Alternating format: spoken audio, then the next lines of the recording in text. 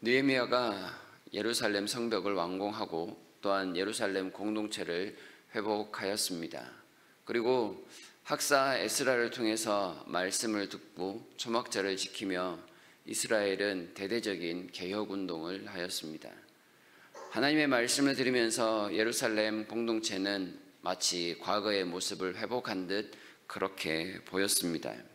이런 상황을 두고 느헤미야는 다시금 페르시아 제국으로 잠깐 다녀오게 됩니다.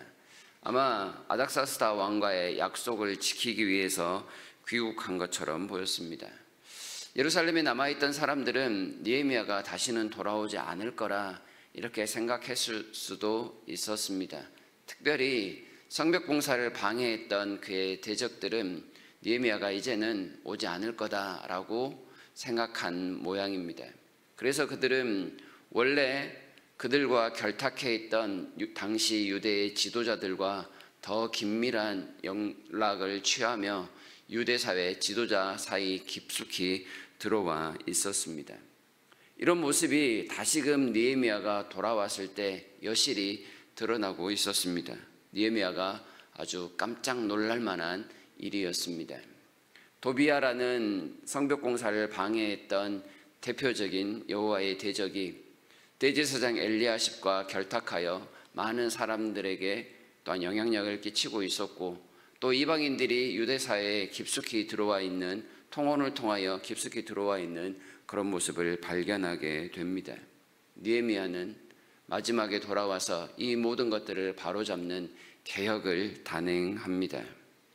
그리고 이 개혁을 단행하면서 느헤미야가 강조했던 내용이 오늘 바로 우리가 읽었던 이 내용입니다. 그 중심 내용은 안식일 준수, 한마디로 하면 예배였습니다. 안식일을 준수하는 것이 단지 하나님 안에서 율법을 지키는 일만이 아님을 느헤미야가 강조하고 있습니다. 안식일을 범하고 있는 이 모든 상황들을 통해 느헤미야는 먼저 민장들을 데려다가 꾸짖었다라고 말씀을 합니다. 17절에 그렇게 말씀을 하죠.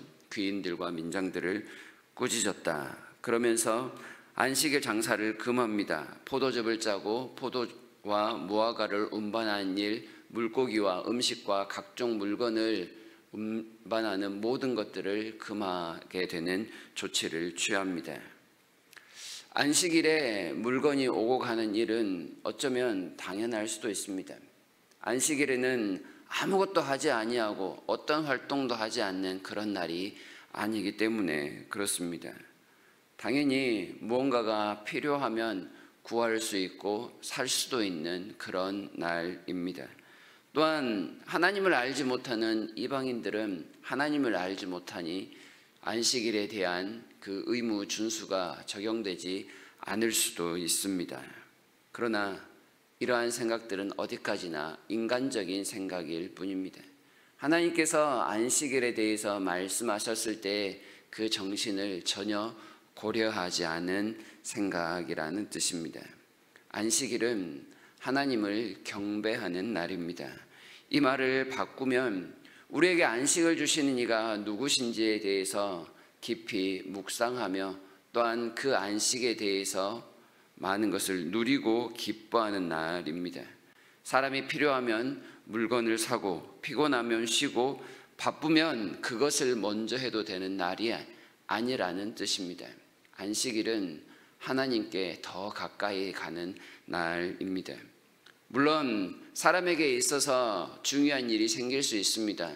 생명을 다루는, 총각을 다투는 일이라면 안식일에 여러 규정들이 양보될 수 있습니다. 또한 온전한 예배를 위해서 화해하는 일이라면 다른 어떤 일보다 먼저 그 일을 해야 하는 일이 생길 수도 있습니다. 그러나 단지 일상에 먹고 마시고 입는 일이라면 그 일들은 안식일에는 행하면 안 되는 것이라고 성경은 말씀하고 있습니다. 또한 나는 안 하니 너는 해도 된다라고 나와 다른 사람에게 달리 적용하는 것도 해서는 안 되는 일입니다. 그렇게 하나님의 안식일을 잘못 해석하다가 이스라엘이 지금 이런 상황이 되었음을 느헤미야가 강조합니다. 18절에서 그렇게 말씀을 하죠. 너희 조상들이 이같이 행하지 아니하였느냐?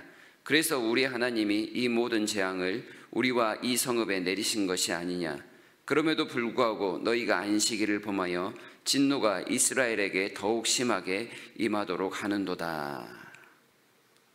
대충 안식일을 해석하여 인간적으로 안식일을 지키다가 예루살렘이 지금 이런 비참한 상황을 당하게 된 것임을 거듭 강조합니다.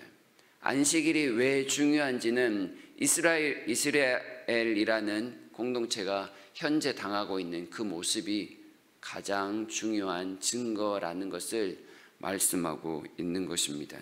안식일을 범하는 문제는 예배를 등한시하는 일만이 아닙니다. 안식일에 그 정신을 범할 때 하나님과 멀어지게 되고 하나님을 배반하게 되고 더 나아가 하나님으로부터 심판을 당하게 된다는 것을 강조하는 겁니다. 예루살렘이 그러한 온전한 증거들을 품고 있음에도 어찌 그 악을 다시금 반복하려 하느냐라는 게 느헤미야의 강조점입니다. 지금의 우리가 지키는 주일, 어제 우리가 주일을 지켰습니다마는 그 주일이 안식일과 동일한 날은 아닙니다. 그러나 주일에 하나님 앞에 예배를 드린다라는 것은 하나님께서 우리에게 안식일을 주신 그 정신을 다시금 되새긴다는 점에서는 똑같은 일입니다. 주일은 예배 드리는 날입니다. 그러나 예배 드리는 날이기 이전에 하나님과 친밀함을 다지는 날입니다. 하나님께 더 가까이 나아가기 위하여 우리의 일상의 일들을 잠시 멈추는 날입니다. 하나님께서 우리에게 참된 안식을 주시기에 우리에게 당장에 필요한 것, 먹고 마시는 일이 있을지라도 그것들을 잠시 내려놓고 하나님께 나아가는 것입니다. 하나님과의 관계를 돌아보기 위하여 하나님 앞에 우리의 시간과 마음을 드리는 것입니다. 하나님과 우리 사이에 끼어든 무언가가 있다면 그것을 회개하고 다시금 하나님 앞에 우리의 마음을 다잡기 위하여 다짐하고 결단하는 날, 그리고 그 일을 위해서 우리의 모든 것을 다시금 내어드리는 날, 그날이 바로 안식일인 것입니다. 주일인 것입니다. 그리고 그 날의 중심에 예배가 있습니다. 예배는 하나님께 더 가까이 나아가기 위하여 그 친밀함을 도모하는 가장 중요한 도구라고 할 수 있을 것입니다. 말씀을 듣습니다. 그리고 살아계신 하나님을 경배합니다.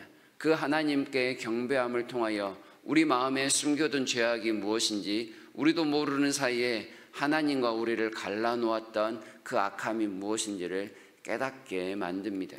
세상으로 나아가고 싶었던 우리의 유익을 먼저 도모하고자 하였던 그 모든 마음들이 예배를 통하여 절제되고 또한 제어되는 모습을 경험하게 됩니다.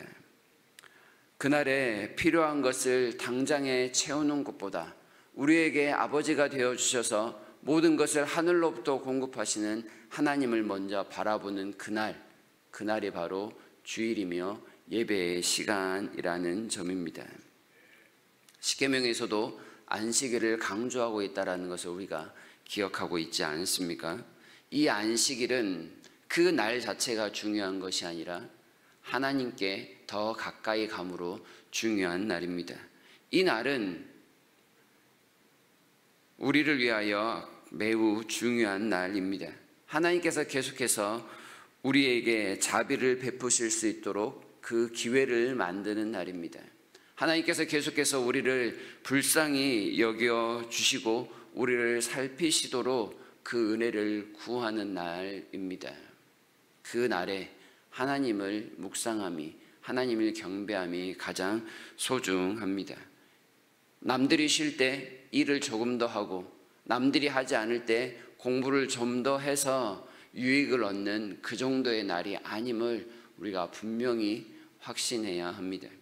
인간적인 유익을 위해서가 아니라 우리의 아버지 되신 그 하나님을 더욱더 깊이 묵상함을 통하여 참된 유익을 추구하는 날, 그리고 이 날이 우리의 삶의 중심이 되도록 만드는 날, 그리고 참으로 이 날이 우리에게 중심이 됨을 깨닫는 날, 그것이 바로 안식일을 지키는 가장 중요한 정신이라는 사실을 기억해야 하겠습니다. 이 예배, 이 안식일, 이 주일을 지킬 때 우리가 누리는 그 복이 참된 복으로 다가올 것이며 그 복이 영원에까지 이어진다라는 사실을 꼭 기억하면서 하나님께서 우리에게 안식일 주신 그 마음에 집중할 수 있기를 바랍니다. 하나님을 가까이 함이 복입니다. 더욱더 하나님께 가까이 가는 은혜가 있기를 진심으로 바랍니다.